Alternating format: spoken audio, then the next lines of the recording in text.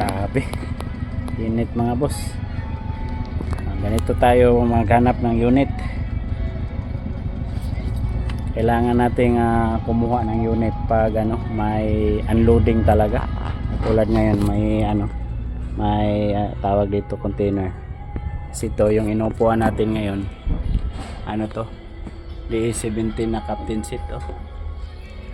Super ganda pa. Ayan itong itsura nito mga boss. Pagdating dito sa Pinas, electronic na din. Tapos may na rin. Ito captain seat. Ito super ganda. Kung hindi lang kinating mga boss, grabe. Guwapo. So kinating sa Japan. Super init. Namumula na tayo.